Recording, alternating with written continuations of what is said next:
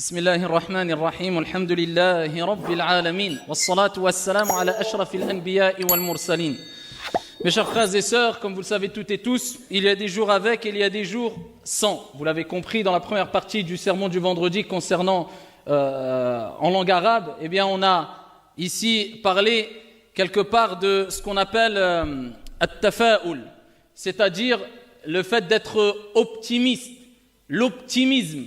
Car dans la vie, on a besoin d'optimisme, on a besoin d'aller de l'avant, on a besoin d'être fort moralement, psychologiquement. Car comme j'ai dit précédemment, dans la vie, il y a des jours avec et des jours sans. Il y a des jours où, dis si tu veux simplement, il y a des instants de bonheur et des instants de malheur. Il y a des instants de joie et il y a des instants de tristesse.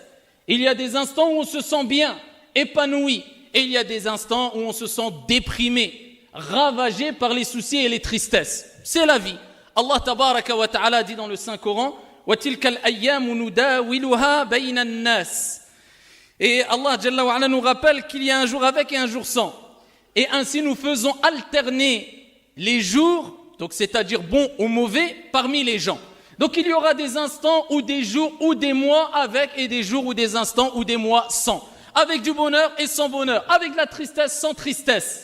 Mais ce qui nous incombe de savoir, ayyuhal ahibba, mes chers frères et sœurs, et là je m'adresse à toutes celles et ceux qui vivent des soucis, des tristesses, des épreuves, et quelque part on vit tous des soucis et des tristesses, des épreuves, on connaît tous plutôt ici ces moments de soucis, de tristesse, ces épreuves petites ou grandes. Eh bien je m'adresse à tout le monde et ainsi qu'à moi le premier, cela ne sert à rien de s'attrister, cela ne sert à rien de baisser les bras, cela ne sert à rien de déprimer, cela ne sert à rien de désespérer, si ce n'est que la tristesse n'engendre que l'accroissement de la tristesse, ne fait qu'accroître la tristesse. L'angoisse ne fait qu'accroître l'angoisse. Les moments de déprime ne font qu'accroître, ou dis si tu veux, ne font que accentuer, amplifier, eh bien la déprime. Et il n'y a pas de solution ainsi. Si on continue à déprimer et déprimer, quand on a commencé à déprimer, eh bien le résultat ne sera que déprime.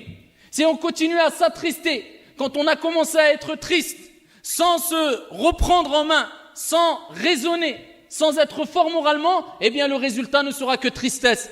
Et ici, tu peux continuer avec tous les autres exemples.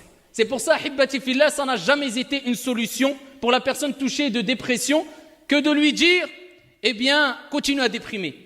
Ça n'a pas été une solution proposée aux gens qui sont tristes que de leur dire, continue à être triste. Continue à regretter ce que tu as fait. Non, au contraire, on doit leur dire, cela ne sert strictement à rien du tout. Qu'est-ce que ça va changer, billahi alayk? Tu as eu un problème, tu déprimes, tu es triste. Si tu continues à déprimer et à être triste, ça va changer quoi? Ça va changer ton problème? Rien du tout, impossible. La tristesse et continuer à déprimer, ça ne va pas changer, modifier ta situation. En soi-même, cela ne peut pas modifier ta situation. Mais par contre, cela va te plonger dans une dépression. Et combien de jeunes, combien de gens, combien de personnes âgées sont touchées par les angoisses et les dépressions aujourd'hui? Pourquoi? Ils n'arrivent pas à relever la tête. Et c'est pour ça qu'il est important de dire à ces gens-là qui sont touchés par des épreuves ou à nous-mêmes, quand nous sommes touchés par une épreuve, irfa' ra'sak wa kun mutafa'ilan. Lève ta tête ou relève la tête et sois optimiste. Kun qawiyan, sois fort et ne sois pas faible. Qala alayhi salatu wassalam. المؤمن القوي خير وأحب إلى الله من المؤمن الضعيف. Le croyant fort est meilleur et plus aimé auprès d'Allah tabaraka wa ta'ala que le croyant faible, bien que dans les deux il y a un bien. Mais quand nous parlons du croyant fort, ce n'est pas le croyant fort physiquement. Eh bien c'est là où nous voyons est-ce que tu es fort ou faible. C'est lors des tempêtes, c'est lors des épreuves. C'est celui qui est fort moralement. C'est celui qui est fort au niveau de sa patience. Il arrive à se retenir, à prendre sur soi, à patienter. C'est celui qui est fort concrètement lors des épreuves. Eh bien le prophète nous dit que Allah tabaraka wa ta'ala préfère et aime celui qui est fort, contrairement à celui qui est faible, qui est moins aimé. Mais dans les deux, il y a un bien. Wa khuliqal insanu da'ifa, bien que tout être humain ait été créé faible. Lakin, il y a une différence entre celui qui se laisse aller et se laisse manger par la déprime. Et quand tu lui parles, eh bien il ne fait que se plaindre et il pense ou il espère peut-être inconsciemment que ces tristesses vont changer quelque chose. Ça ne va rien changer. Tu as perdu un membre dans ta famille, c'est humain. Nous sommes des êtres humains. C'est humain de pleurer, c'est humain d'être triste, mais jusqu'où? Pendant 6 mois, jusqu'à ne plus manger, jusqu'à ne plus vivre? Est-ce que ça va faire revivre la personne qui est décédée? Non. Est-ce que ça va te détruire toi aussi, de sorte que tu rejoignes celui qui t'était bien aimé, celui que tu aimais, celui que tu chérissais jusqu'à ce que ça te tue? Des gens se sont autodétruits lors des épreuves, de par la déprime qui les a ravagés, jusqu'à ce qu'ils se sont suicidés. Est-ce que ça apporte une solution? Au contraire, lève la tête et dis, et reste vivre toute ta vie avec ce verset coranique. وَعَسَىٰ أَن تَكْرَهُوا شَيْئًا وَهُوَ خَيْرٌ لَكُمْ وَعَسَىٰ أَن تُحِبُّوا شَيْئًا وَهُوَ شَرٌ لَكُمْ وَاللَّهُ يَعْلَمُ وَأَنْتُمْ لَا تَعْلَمُونَ. Vous pouvez avoir de l'aversion pour une chose. Vous pensez que c'est un mal alors que c'est un bien. Et vous pouvez aimer, apprécier une chose. Vous pensez que c'est un bien alors que c'est un mal. Wallahu ya'lam, mais votre Seigneur sait. Vous ne savez pas. Tu ne sais pas où est le bien réellement et concrètement lors de l'épreuve. Peut-être que le bien va t'apparaître au bout de 2 jours, au bout d'une semaine, au bout de 6 ans, au bout de 20 ans, et tu vas te dire Alhamdulillah que j'ai eu cette épreuve. Et si ce n'est pas sur cette vie d'ici-bas, sur cette terre, eh bien c'est lors de ta mort ou après ta mort.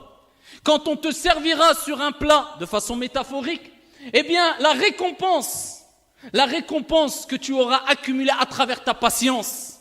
Inna Allaha ma'as sabirin. Ce n'est pas pour rien qu'Allah rappelle qu'il est avec les patients. Et qu'Allah tabaraka wa ta'ala aime, yuhibbu. Il aime les gens patients, les gens endurants, les gens forts moralement, psychologiquement, qui sont intelligents, clairvoyants, sages. Ils savent comment réagir lors des tempêtes.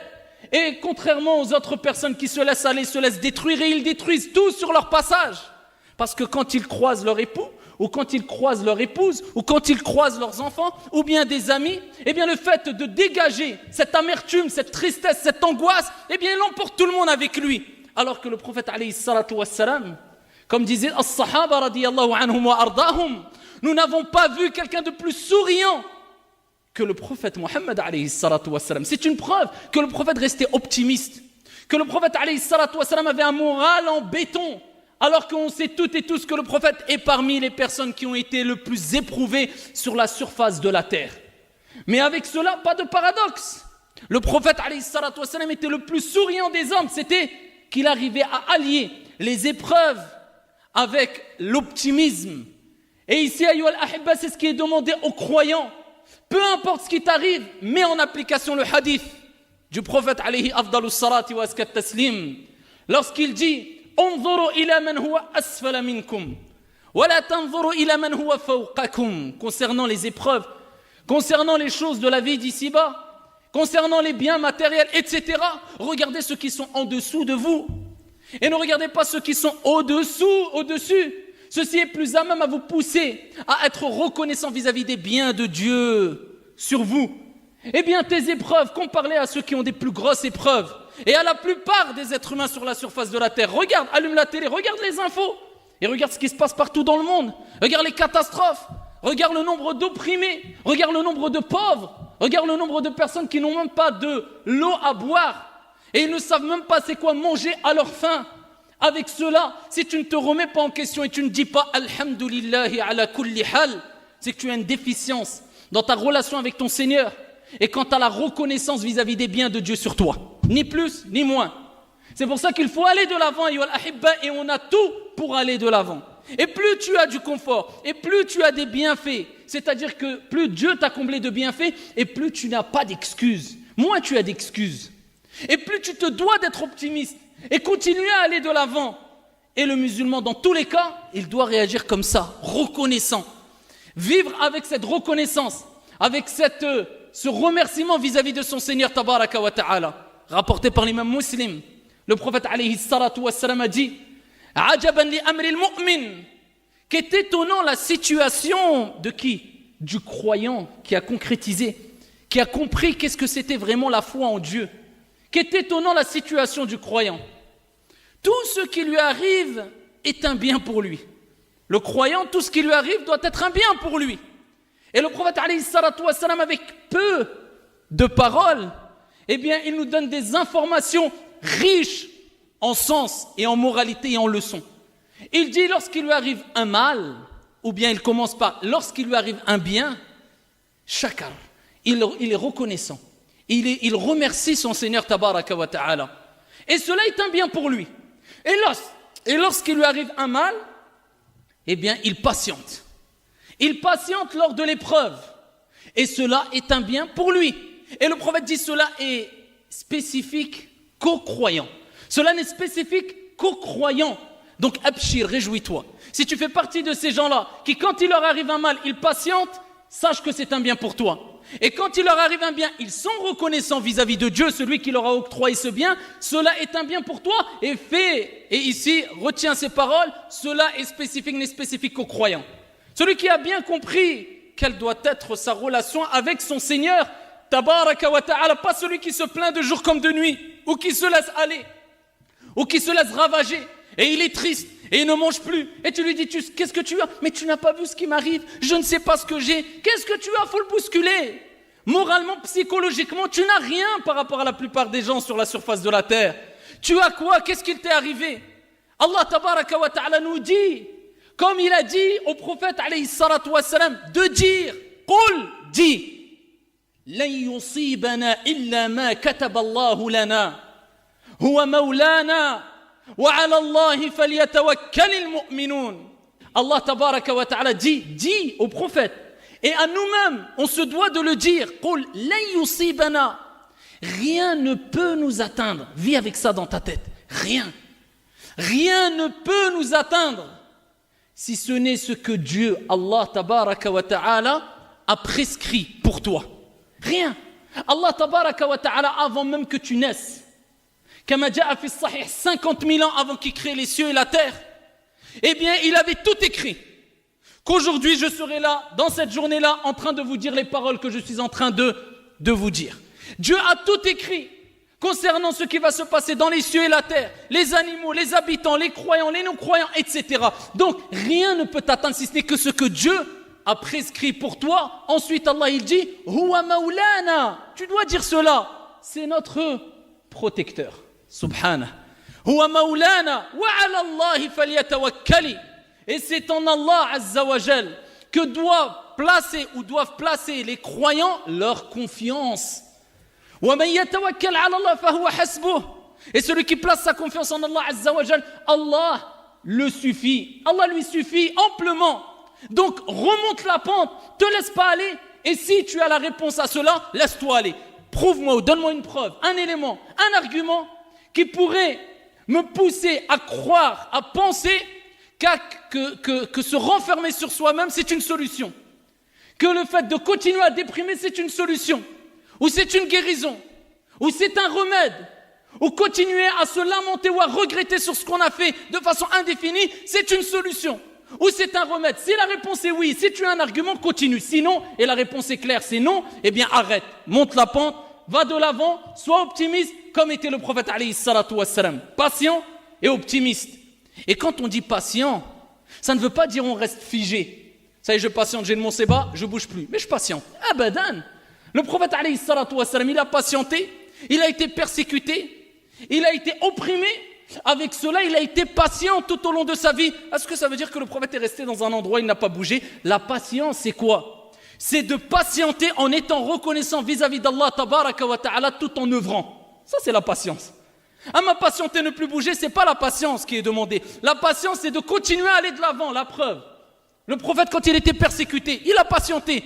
Mais qu'est-ce qu'il a fait dans sa vie, le prophète alayhi salatu wassalam? Il a continué à œuvrer. Il a continué à répandre le bien, à répandre la paix, à répandre la miséricorde, à éduquer les gens, à transmettre le tawhid, l'unicité d'Allah. Pourtant, il était patient. Pas de paradoxe. La patience, c'est agir. La patience, c'est œuvrer. Être fort, c'est être fort moralement et pas physiquement. Être fort, c'est être fort psychologiquement et pas physiquement. Là, tu as la bonne compréhension des termes et des mots. Et le prophète, il était dans la grotte quand il a fait le hijra, min Makkata ila al-Madina, comme vous le savez toutes et tous. Pourtant, il patientait, mais il a bougé. Et il s'est retrouvé dans la grotte. Et quand il était dans la grotte avec Abu Bakr, comme vous le savez, Abu Bakr a dit, Ya Rasulallah, il suffit qu'un d'eux baisse la tête, il va nous voir. Et le prophète a rappelé, c'est quoi la patience? La patience, c'est d'agir. c'est de patienter et c'est de placer sa confiance en Allah. Ya Aba Bakr, ma dhannuka bithnayn, Allahu thalithahuma. Que dis-tu de deux dont le troisième est Allah? La tahzan, inna Allah ma'ana. Il nous rappelle, sois optimiste, jamais pessimiste. La tahzan, regardez la parole. Peu importe les épreuves, ne baisse jamais les bras. Tu peux reculer, tu peux prendre une bifurcation, tu peux ralentir, le prophète le faisait, mais d'abandonner et de te laisser aller et te laisser détruire, ça c'est une erreur. Ralentir, prendre une bifurcation, prendre sur soi, être un peu faible, le prophète alayhi salatu wassalam lui-même a agi avec sagesse de sorte où quelquefois il prenait du recul, etc. Mais jamais il abandonnait. Et jamais il ne se laissait aller. Et les compagnons n'étaient pas ainsi. Ils ne se laissaient pas ravager par la déprime et les soucis et les tristesses de sorte à ce qu'ils ne fassent plus rien. La tahzan, ne t'attriste pas. Inna Allaha ma'ana. Sache, Abdallah, que ceux qui ont été le plus loin, même dans les choses mondaines, on va tirer le contexte religieux, même dans les choses de dunya, même les non-musulmans, ceux qui ont été le plus loin dans la vie d'ici-bas, concernant les choses qu'ils ont entreprises, professionnelles, entreprises, etc., ça a toujours été les gens optimistes. Ce n'est pas les gens pessimistes, c'est les gens qui se sont dit, je vais de l'avant. Ils perdent, ils tombent, il a un genou à terre. Même s'il a un genou à terre, il se dit, j'ai un genou à terre, mais je ne suis pas KO. Et la partie, elle est encore longue. Et il se relève et il avance. Ce sont ceux-là qui réussissent. Amma celui qui, dès qu'il a une épreuve, il abandonne tout, il fait n'importe quoi, il ne sait plus comment agir, il est bouleversé, il se renferme sur lui-même, il est ravagé par les déprimes, cela n'arrive jamais, même dans les choses de dunya. Pareil pour les choses de la vie d'ici-bas, ce que tu vas entreprendre, et de même, nous disons, c'est la même chose concernant les choses religieuses. Et je terminerai avec ces paroles, sachez Abdallah, qu'il ne t'est pas demandé de porter sur ton dos cette vie d'ici-bas avec toutes les tristesses, soucis, angoisses qu'elle compose, alors qu'Allah tabaraka wa ta'ala a mis la terre sous tes pieds. Va de l'avant, sois optimiste, place ta confiance en Allah jalla wa ala, et Allah t'assistera bi'idhni rabbil ardi was sama. Inna Allah wa malaikatahu yusalluna ala nabi.